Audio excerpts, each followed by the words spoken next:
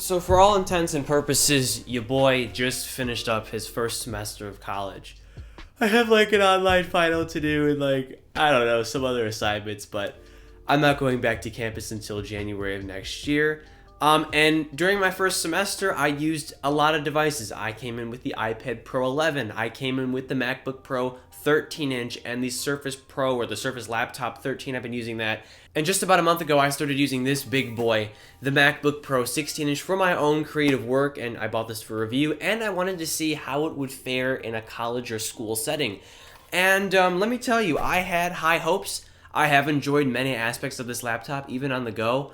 But I'm here to tell you, for a college student, this laptop is just really impractical, and I'm here to tell you why. But before we continue here, I'd really appreciate it if you leave a like on this video, comment if you have any questions, suggestions, or opinions, as the algorithm likes that, and will help push my content to more people. Reason number one, this thing is so expensive. Even with education pricing, this started out for me at $2,200. After taxes, it went up to $24 or so, and then I got Apple Care with it, and that brought the price up to $26.69. So this is just astronomically expensive. And if you're a college student, you're likely making minimum wage. You're just, scraping by. Even if you do have some financial help with college, save your money for other things. Buy gas, pay for your rent, pay for your tuition. This is not necessary unless you are somebody who will take advantage of the hardware in here. And even I am struggling to do that because I'm more of a desktop-oriented person as of right now. I am not working, I'm not video editing on the go as much. Eventually, I will probably have a higher spec MacBook Pro, but as of right now, even I'm not making use of this laptop, especially in a school setting. And yeah, of course, the MacBook Air starts out around $899 now with holiday pricing, and the MacBook Pro is around $1,000. And it's just as fast in everyday tasks like web surfing and document typing and just your regular college stuff, right? You're not doing AutoCAD in all of your college classes. And if you are, you probably have a Windows laptop anyway, or you bought one of these once again for the necessity of the hardware that you know what's inside. If you know what you're getting yourself into and you need something like this, then by all means, spend the money. But for most people, they're not going to take advantage of the specs other than the 15-inch display, which I will talk about briefly here. It is nice to have a humongous display at your disposal for, typing up a document, having two windows open, multitasking, doing two things at once. And yeah, the screen real estate is great, but for the additional cost, I mean upwards of $1,300, $1,400 more in comparison to the 13-inch MacBook Pro, you might as well just buy an external display, a really nice one at that, for your desktop setting. And that brings us to our second topic. This thing is so huge too. I actually have a newfound respect for my 13-inch MacBook Pro, although the bezels aren't as thin and modern looking, and although it doesn't have a dedicated GPU and 16 gigs of RAM by default, that thing is light. It's pocketable compared to the 16-inch MacBook Pro here. This thing is massive, and although I was stupid and I didn't get a picture of it on my desk in some of my classes, in a lot of cases I was struggling with my own physical desk space. I could barely put papers on my desk. I could barely have anything on my desk. I had the 16-inch MacBook Pro, and people were like, dude, that is so huge. What are you doing? Why do you have that humongous laptop? People who don't really know what I do for a living. And I'm like, yeah, you're right. This thing is just giant. And although it is impressive with its speakers and its hardware and its massive display, it's just very cumbersome if you want to just whip it out and type up a document and just do some work in class. The 13-inch MacBook Pro is just more versatile. You can have it on your desk and still have some desk space left to, work with physical documents and books and whatnot. The 16-inch MacBook Pro is honestly a lifestyle. You got to be really invested into your digital life and your actual digital desktop. And of course, when you're not sitting at a desk and at a bigger table, for example, one of my classrooms had row table type things, if you know what I mean. So it was a row and students would sit at this kind of long table that would stretch across the classroom. Then you don't have to worry about desk space. But if you are sitting in a small desk, the 16-inch MacBook Pro is just not fun to have in front of you.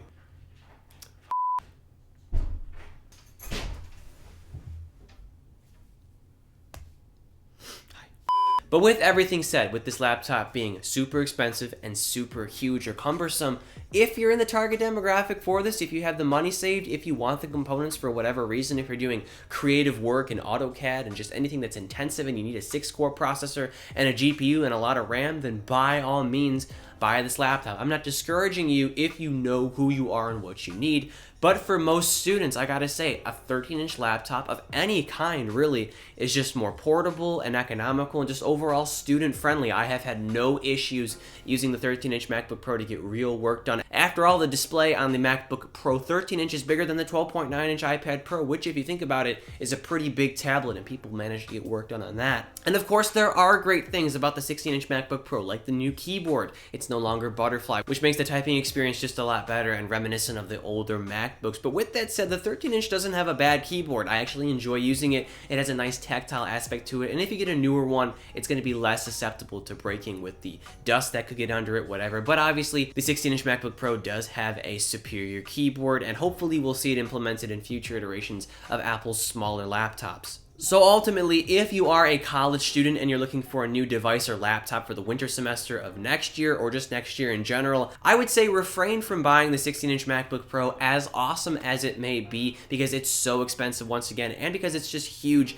And if you absolutely need the screen real estate, I would highly advise you to get a cheaper Windows alternative if you don't care about operating system. The Surface laptop line, for example, the 3 line is just amazing. I have the 13.5-inch model, and the 15-inch is very similar in terms of specifications. These laptops are just built really well, and their keyboards are excellent, and their displays are really sharp and beautiful, and I would honestly recommend it to anybody who doesn't want to spend a chunk of change on a MacBook. They're just awesome laptops, and there's just so many great alternatives that don't cost upwards of $2,600 like the MacBook Pro 16-inch that I got here. And think about all the money you could save by not buying this big-ass laptop. Like, you could buy a whole setup. You could buy a 4K display. You could buy an Xbox. You could buy, your mom a Christmas gift and pay your bills, just save your money. There's no reason to buy this big laptop unless, once again, you absolutely need it and you know what you're getting yourself into. And as a college student, you probably prioritize portability, and this laptop, the 16-inch MacBook Pro, really isn't as portable in comparison to its little brother, the 13-inch, and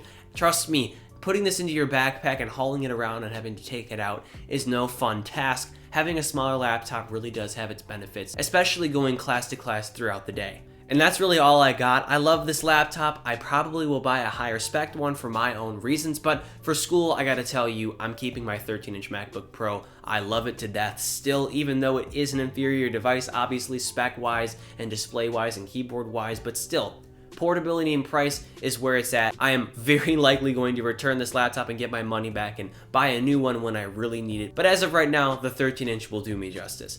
And that about wraps things up here. I hope this video helped you out. I really appreciate it. Once again, if you'd leave a like on this video, comment if you have any questions, suggestions, or opinions, and subscribe for more content like this. I have a 16-inch MacBook Pro full review coming up very soon, and other MacBook and iPad and Surface laptop oriented content coming as well.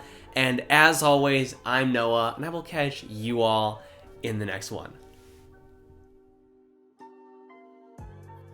And if you've made it this far, welcome to the super secret, Noah's totally not trying to extend this video to 10 minutes segment of this video, where I'm going to show you behind the scenes because, I just want to, and I totally don't want to put mid-roll ads in this video. It's currently 12:50 at night. I'll be up editing until, I don't know, 3 or 4, we'll see. I just finished up editing the A-roll, which at this point is 7 minutes and 59 seconds. I thought it was going to be 10 minutes long, so rip me. I just ran out of storage. That's always fun, so I have to delete some high-quality media and some footage to make room. So cancel tasks. So little industry secret. I edit my A-roll, and then I use pre-edited footage from other reviews. I kind of reuse stuff just to be efficient and to keep the quality pretty high. So as you can see here, this is footage from a MacBook Pro video, and then I have some footage from a MacBook Pro comparison video over here, and I just will drag stuff like so, or copy and paste stuff into the part of the video where I need it, so I can just place it there and of course use it at my own discretion, right? Match up some topics that I'm talking about with the corresponding B-roll. And then here's the thumbnail that I'm working on. Let's go to Photoshop. Here is the photo that I took on my little table that I have in my basement. This is where I used to shoot A-roll, and this is where I shoot top-down footage.